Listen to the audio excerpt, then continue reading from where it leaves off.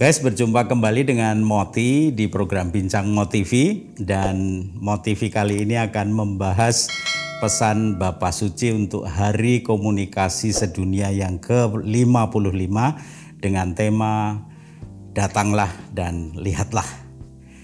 Nah, tamu Motivi kali ini sangat istimewa. Dia seorang anggota Badan Pengurus Komisi Komunikasi Sosial KWI. Wah, ini bukan kaleng-kaleng ini ya. Dan dia seorang teman juga yang banyak bergerak di dunia perfilman di gereja dan datang dari jauh, dari dekat Bandara Baru Yogyakarta. Wah, dari Wates. Saya perkenalkan bersama saya Romo Agung Nugroho. Walah, Romo Agung. Sehat Romo? Sehat Romo. Rambutnya kok hilang kemana? Sudah hilang di sini, tumbuh di sini. Guys, ini Romo Agung ini dulu gondrong. Jadi kalau sebenarnya masih gondrong, saya membayangkan kita dua gondrong sedang ngobrol bareng. Baik Romo, ini kita ngobrol tentang Hari Komsos ke-55 yang lalu. Dan Bapak Suci selalu mengeluarkan pesan untuk Hari Komunikasi Sosial Sedunia. Dan kali ini tahun 2021 ini temanya Datang dan Lihatlah. Nah, ini tema ini diambil dari mana ini Romo? Ya, yang menarik ini Romo ya. Bapak Suci Fransiskus ini pada saat memberikan pesan-pesan untuk Hari Komsos Sedunia itu selalu bahasanya itu gampang diikuti. Gampang diikuti. Dan Paus sekarang ini, yang tahun sekarang ini mengambil tema Datang dan Lihatlah, itu kan inspirasinya dari pengalaman Yesus sendiri yang tertuang dalam Injil Yohanes bab 1 ayat 46. Pada waktu itu bagaimana para murid Yohanes lalu ditunjukkan bahwa inilah anak domba Allah, dan mereka datang kepada Yesus lalu diajak untuk datang dan lihatlah, dan itu yang diambil oleh Paus Fransiskus. Oleh Paus Fransiskus ya. Oke, jadi ini kisah dari panggilan murid-murid pertama itu ya. Dan mereka diajak untuk datang sendiri dan melihat sendiri hidup Yesus dan akhirnya mengikuti Yesus itu. Nah, kembali ke tema Datang dan Lihatlah ini, sebetulnya apa pesan utama Bapak Suci pada Hari Komunikasi Sosial Sedunia ini tahun ini? Ya, Bapak Suci melihat bahwa komunikasi sekarang ini sungguh berkembang sangat pesat. Bahkan kalau mau dikatakan kita semuanya itu bisa mendapatkan informasi segala macam itu, kalau dulu itu mencari kan susah sekali. Sekarang ini kita tidur aja mendapatkan banyak informasi. Bahkan lalu ada banjir informasi yang seringkali di situ itu tidak terverifikasi dengan baik. Nah, rasa saya pesan Bapak Suci ini sungguh-sungguh menjadi pesan mengingatkan kembali kita untuk memverifikasi segala sesuatu yang akan kita beritakan atau berita yang kita dapat. Kita datang sendiri melihat, kalau mau bahasa sederhananya, jadi orang jangan keset.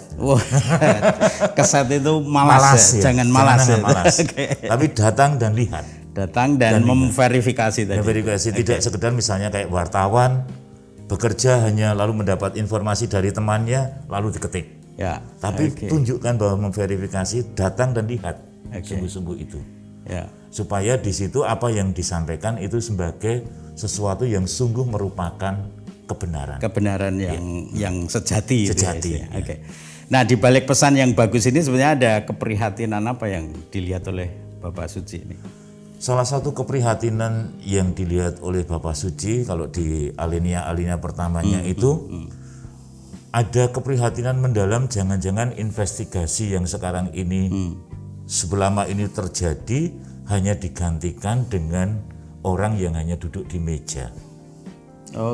Duduk di meja tanpa melihat, tanpa apa-apa, lalu membuat sesuatu berita dan tanpa ada ini ditelaah sungguh atau tidak. Padahal berita yang diharapkan adalah berita yang menghadirkan kebenaran. Nah, kalau nanti tanpa dilihat sungguh-sungguh, yang terjadi adalah berita-berita yang menimbulkan bukan kebenaran, tapi keonaran. Nah ini yang bisa menjadi berbahaya sungguh dan dilihat oleh Bapak Suci. Bapak Suci sangat menghargai perkembangan teknologi komunikasi yang sangat pesat. Tetapi kita tidak boleh mempersalahkan itu. Karena teknologi ini lalu kok terjadi seperti ini, bukan. Tetapi para pelaku itu bagaimana dilihat, diajak sungguh-sungguh untuk datang dan melihat segala sesuatu yang akan dia sampaikan, sehingga segala sesuatu yang dia sampaikan itu sungguh-sungguh menjadi kebenaran yang menghantar orang pada kebaikan, bukan keonaran yang membuat orang menjadi bertengkar. Oke.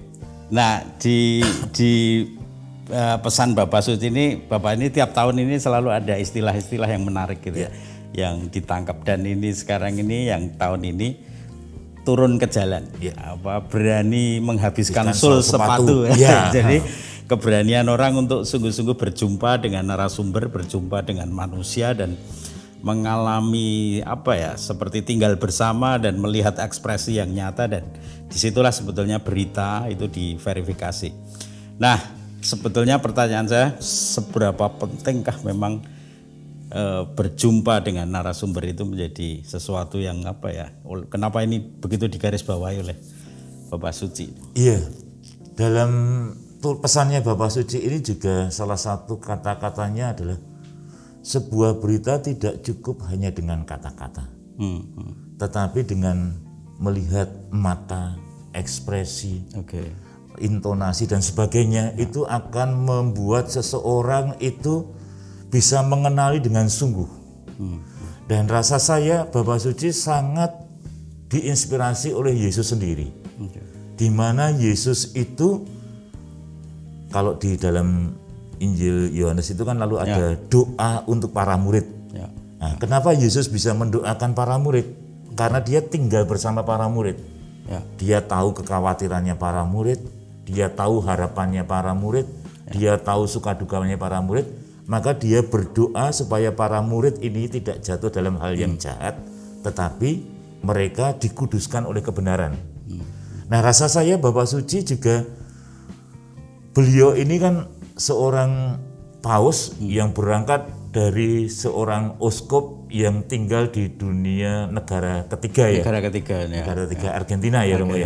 Dan dia mengalami sungguh situasi negara dunia ketiga yang tidak mudah.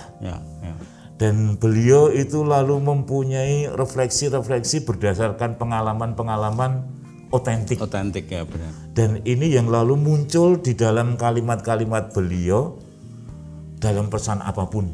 Dan rasa-rasanya itu sangat otentik, bahkan ensiklik pun juga sesuatu yang misalnya Laudato Si atau apapun itu kan rasa-rasanya oh iya ini kena. Dan Bapak Suci yang tahun ini mengambil istilah juga yang sangat manusiawi, bahwa orang perlu datang itu berjalan itu kalau kita pakai sepatu ya sepatunya tenan itu sampai rusak itu. Maka jangan hanya duduk di kamar, di meja itu kan ya sepatunya awet, tapi hanya data. Tapi data itu perlu diverifikasi dengan realita. Nah, realita ini menjadi sesuatu yang sungguh-sungguh penting. Karena di situ orang akan bisa melihat bukan hanya kata-kata, tetapi ekspresi mata, ekspresi kata yang dimunculkan, intonasi bahasa, bahkan kepedihan kalau ada yang menangis atau apapun itu sungguh terasa. Air mata itu sangat terasa. Tetapi kalau hanya kata-kata mungkin terbatas. Itu yang saya rasa dari Bapak Suci menariknya di situ. Baik. Nah, ini sekarang kita masuk di era ini ya. Orang nyebutnya era digital. Era digital ini bahkan sekarang ini dengan pandemi ini kan memungkinkan orang hanya memang ya menerima banyak berita dari gadgetnya. Betul.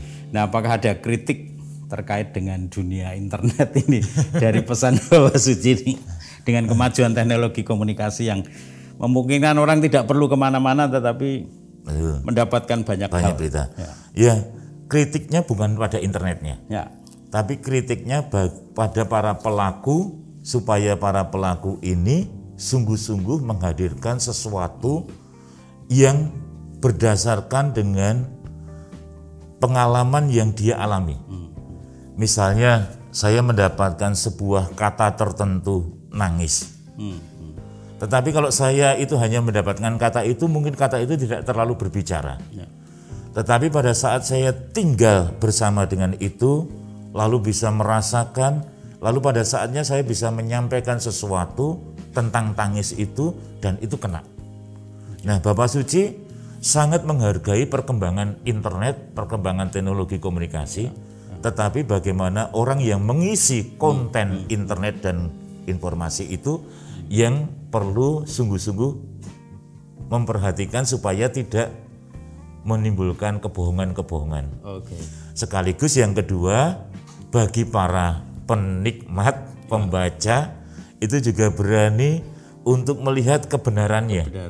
Nah, maka seringkali yang muncul istilah itu saring dulu baru sharing gitu ya. Itu.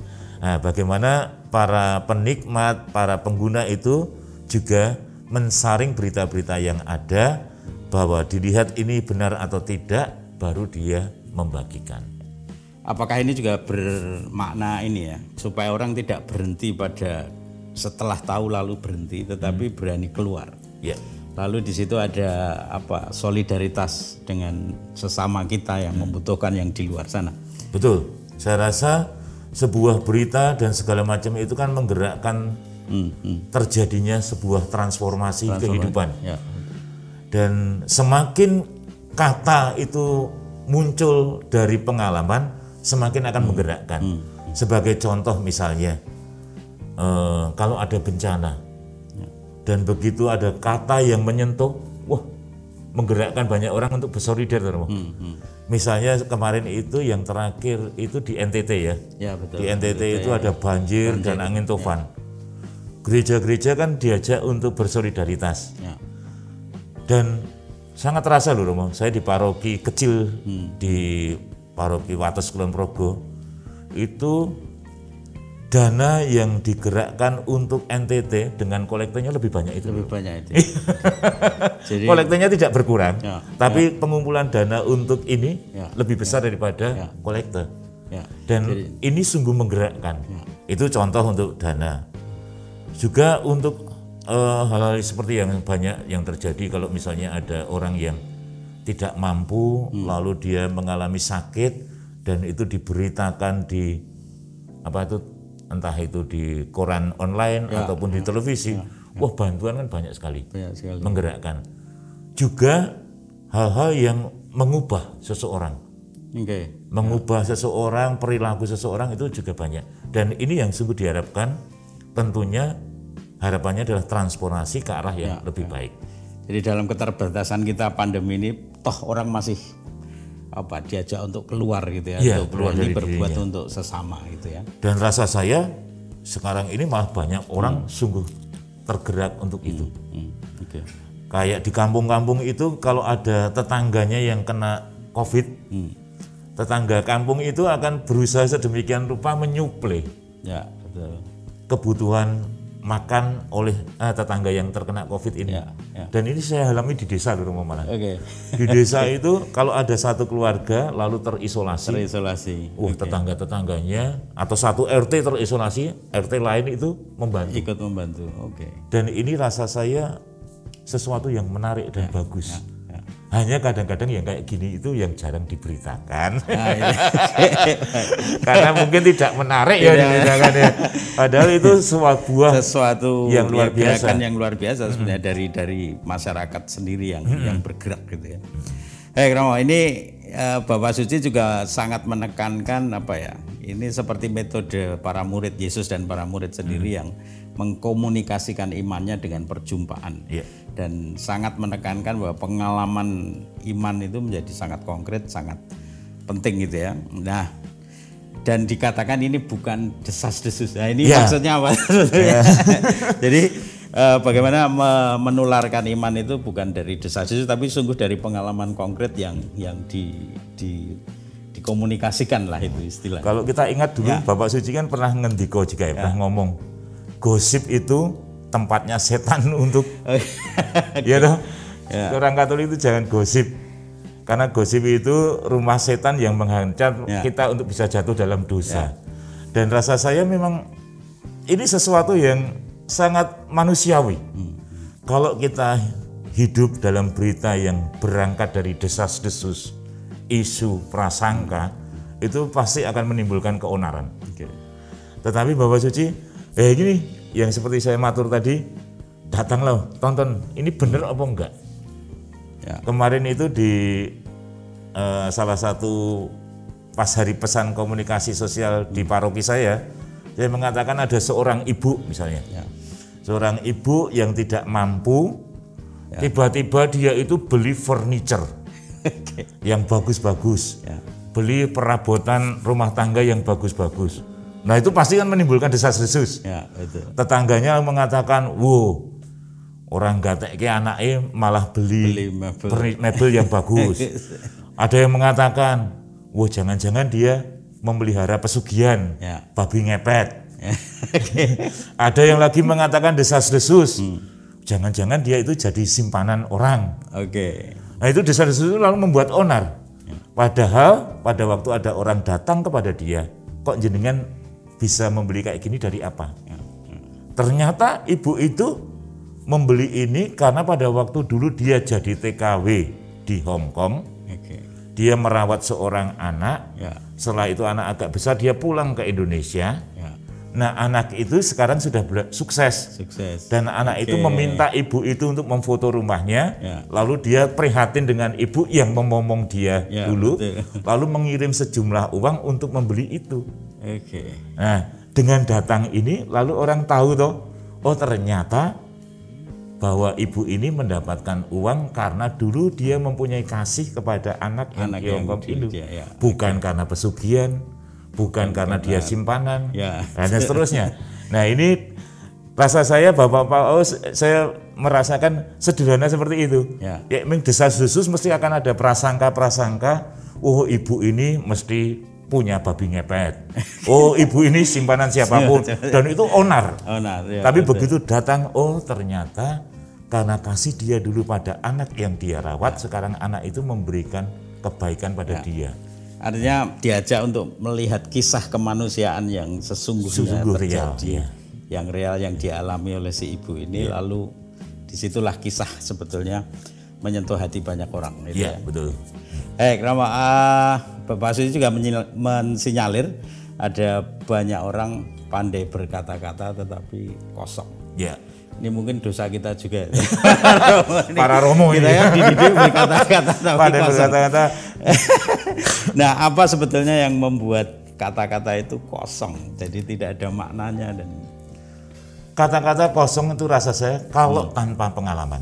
Tanpa pengalaman. Tanpa pengalaman kata-kata itu kosong. Meskipun itu bagus, Rom.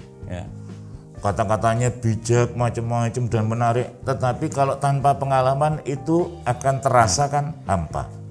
Tetapi kalau kata-kata itu berangkat dari sebuah pengalaman, itu akan menjadi sesuatu yang sungguh menggerakkan dan mengubah.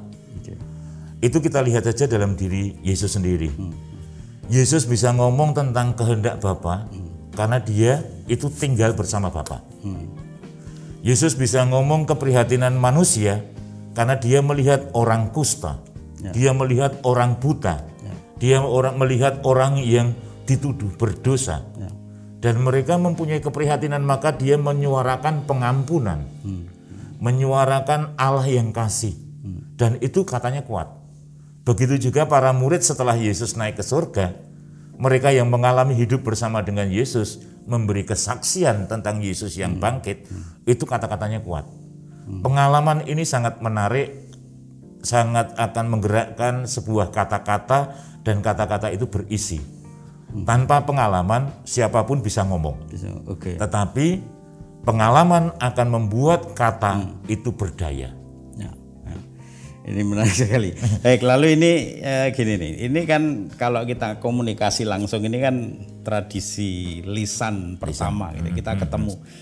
Tetapi sekarang ini kan era digital ya, dan era digital adalah melalui medium. Jadi kita berkomunikasi itu jauh tapi dekat tapi ya jauh gitu. Sebetulnya kita bisa terima berita langsung, tetapi sebetulnya melalui medium yang apa ya dikatakan dalam pesan Bapak Suci itu, dengan komunikasi langsung itu sebenarnya kita melihat tadi yang sudah kita katakan ada ekspresi, ada kita melihat matanya, kita mendengarkan tangisannya, kita mendengarkan kisah-kisahnya dengan seluruh ekspresinya itu. Nah, sebetulnya apa yang hilang ketika kita masuk era digital ini dan lebih-lebih sekarang ini pandemi ini. Jadi ada yang hilang dengan komunikasi langsung kita itu apa ya? Iya, ada yang hilang adalah perjumpaan itu sendiri. Perjumpaan yang bertemu dengan rasa dan sebagainya itu ada yang hilang.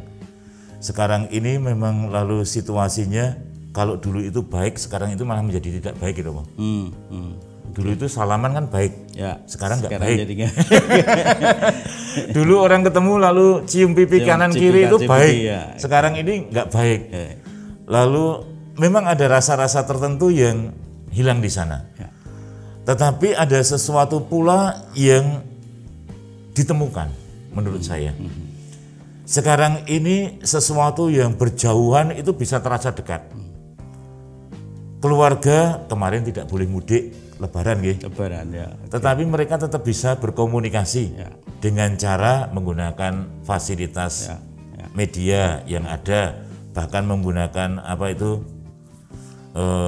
media sosial yang sederhana Yang pun sederhana, bisa. ya. Dan di situ pun juga bisa merasakan tangis dan sebagainya.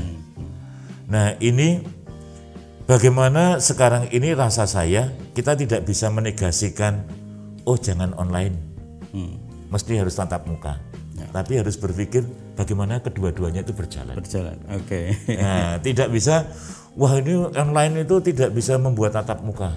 Atau tatap muka itu sesuatu yang penting, tetapi kita nggak bisa tatap muka karena ini. Tapi bagaimana dua-duanya itu bisa jalan. Baik tatap muka maupun online, itu daring ataupun luring, sehingga itu perjumpaan itu terasa. Dua-duanya bisa kita lakukan untuk sekarang ini, rasa saya. Ya. Baik, nah sekarang kita masuk ke dunia kita, dunia Romo ini, dunia Komsos. Tapi Romo bisa cerita di Romo dulu di Komsos Keuskupan Agung Semarang ya. Itu berapa lama? 9 tahun. 9 tahun, 9 tahun guys, suwe banget guys. Lalu Lebih sekarang, lama Romo Isworo. oh iya. Ya, Romo Isworo itu 30 tahun ya. Lalu Romo di Badan Pengurus Komisi Komunikasi Sosial KBI sudah berapa lama? 6 tahun. 6 tahun. Iya. Berarti dan Romo Agung ini sudah menyutradarai film apa dulu? Apa saja? Banyak. Banyak ya. Jadi film-film gereja. Kalau film yang besar itu salah satunya salah satu tokoh Yesuit. Romo Prentaler. Romo Prentaler. Romo Prentaler itu misionaris di Jawa ini, misionaris Yesuit Jawa di tanah Jawa ini, dan beliau ini yang membuat. Nah, Romo, kalau sekarang kita mengevaluasi diri, sebetulnya karya-karya Komsos ini yang harus sedikit di zaman yang seperti ini harus sedikit dievaluasi itu apa kira-kira yang perlu sedikit ada disesuaikan lah gitu ya, ubah dikit-dikit gitu. Betul. Yang pertama bahwa Komsos perlu menghadirkan kebaikan dan kebenaran, itu pertama. Yang kedua, seringkali mereka yang berkarya di Komsos itu sebelum berkarya berpikir aku nggak punya fasilitas. Kalau saya merasa jangan berpikir begitu. Karena kalau kita berpikirnya harus punya fasilitas, nanti kita capek menyiapkan fasilitas, tidak ada karya. Pokoknya berkarya dulu, nanti fasilitas itu pasti akan mengikuti. Seperti di SAV dulu, bagaimana dengan Romo Rudi Hoffman, lalu diteruskan Romo Isworo dan Romo Murti. Fasilitas kan mengikuti dong, karena ada karya. Yang ketiga, Komsos itu adalah lembaganya keuskupan. Keuskupan itu ada karena umat. Maka Komsos itu rasa saya perlu terus-menerus juga berrelasi yang baik dengan seluruh umat di lingkupnya. Yang paroki ya dengan umat di paroki, kevikepan dengan kevikepan, keuskupan dengan umat di seluruh kevikepan, keuskupan. Yang keempat, Komsos perlu selalu upgrade, upgrade kemampuannya, upgrade keterampilannya, dan juga upgrade pengetahuannya. Oke. Dan itu tidak mahal kok, Romo. Tidak mahal. Ini perlu dijelaskan itu. Upgrade-nya itu bisa dengan cara yang sangat sederhana. Saya dulu itu bukan orang yang disiapkan seperti Romo Murti untuk belajar sutradara dan sebagainya. Tapi berani bertanyanya di mana? Bertanya ketemu dengan orang, bertanya dengan buku, bertanya dengan internet. Kalau kita nggak punya orang, nggak punya buku, kita punya internet. Dan itu banyak itu bisa upgrade. Lalu bagaimana membuat film? Ya bisa melihat dengan cara belajarnya nonton film sebanyak-banyaknya. Kebetulan saya itu hobinya nonton film dulu itu. Kalau ditanya buku saya nggak banyak punya, tapi kalau pengalaman nonton film saya banyak.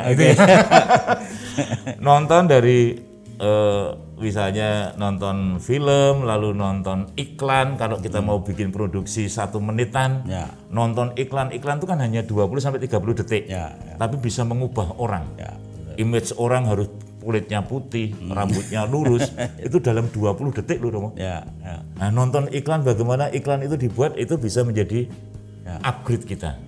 Dan yang kelima, Romo, ini yang saya rasa saya ngomong kemana-mana ini, Romo. Saat ini dunia orang itu adalah dunia game.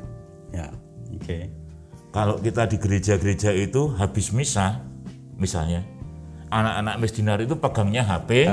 Lalu main game. Gitu. Nah, gereja akan ketinggalan kalau tidak mempunyai perhatian di situ. Tidak punya game. Nah, gamenya seperti apa yang dibuat oleh gereja? Entah kita mungkin tidak sebagai Romo kan tidak harus mampu membuat game, tapi banyak orang itu yang mampu di situ. Nah, bagaimana minimal itu memberikan orientasi kepada para gamer, bagaimana dia itu menjadi orang Katolik yang bermain game. Syukur-syukur bisa menyiapkan konten game yang tidak mencapai kemenangan dengan membunuh.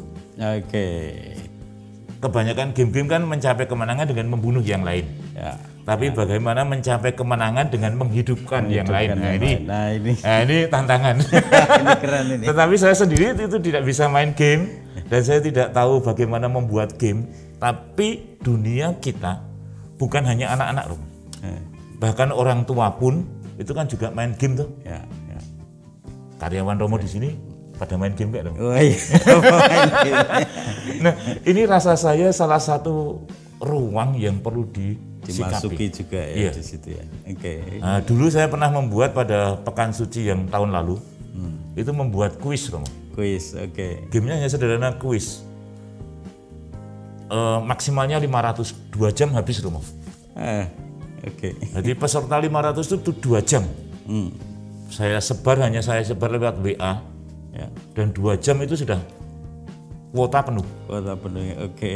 Nah, ini rasa saya menarik. Saya bukan orang yang main pinter di game, apalagi menciptakan konten itu, tetapi rasa saya dunianya itu akan mengalami seperti itu. Bagaimana juga Komsos mulai memikirkan, bahkan mungkin SAV bisa memikirkan itu akan sangat menarik. Game dengan hadiah-hadiah sederhana aja itu akan menggerakkan banyak orang. Motivi gue akan gayeng, Romo. Motivi game. Motivi game itu sederhana, itu kan menarik. Dan ini perlu disikapi karena banyak orang main game. Nah, itu rasa saya. Yang terakhir, bekerja di Komsos itu jangan pernah males. Jangan pernah males. Pokoknya datang, lihat, temui. Karena dengan datang, lihat, mungkin kita belum dapat apa-apa, tapi pada saatnya akan menemukan inspirasi dengan itu. Nah, inspirasi ini penting untuk mengembangkan karya komunikasi sosial. Kalau berkarya di komunikasi sosial, hanya duduk di meja, maka dia akan mendapatkan ide dan inspirasinya hanya terbatas di meja itu. Tetapi dengan datang dan melihat, maka inspirasinya akan bertumbuh dengan luar biasa. Baik, Romo, ini ada tambahan pertanyaan dari umat ini kayaknya. Pertanyaannya itu apa sih tugas Komsos sebetulnya gitu ya, dan apa bedanya dengan komisi sosial gitu. Kan sering keliru-keliru. Jadi Komsos itu karena ada sosialnya lalu sering dianggap ini komisi sosial, lalu orang cari dana ke Komsos. Komsos ya. Dulu awal-awal saya di Komsos itu juga banyak pengajuan untuk dana-dana sosial. Ya, Komsos itu komunikasi sosial. Ya. Mengkomunikasikan peristiwa-peristiwa sosial yang terjadi di gereja ataupun masyarakat. Sedangkan komisi sosial itu kayak PSE, APP, lalu Karina dan sebagainya itu mereka untuk memang komisi yang bertugas untuk menghidupkan sosial ekonomi masyarakat. Nah, ini beda komunikasi dengan sosial ekonomi. Ya. Jadi Komsos ya itu tadi, bagaimana Komsos itu menghadirkan apa yang menjadi pemikiran, keprihatinan dalam komunikasi dan kehidupan sosial, peristiwa-peristiwa sosial kepada umat Katolik maupun masyarakat. Oke. Baik, terima kasih Romo, dan ini sekarang closing statement. Ya, closing statement dalam kaitannya dengan pesan Bapak Suci tahun ini, datang dan lihatlah, apa yang kira-kira perlu diperhatikan oleh para pelaku Komsos saat ini. Wah, ini. Bisa ngomong ke sana, Romo. Wah, ini berat ini. Bagi para Komsoser, silahkan mendengarkan closing statement dari ini bos saya. Ya, saya dari pesan Bapak Suci ini hanya bisa mengatakan, berkarya di komunikasi sosial selalu harus berani datang dan melihat, memverifikasi segala sesuatu agar menghadirkan sebuah kebenaran dan kita dikuduskan dengan kebenaran.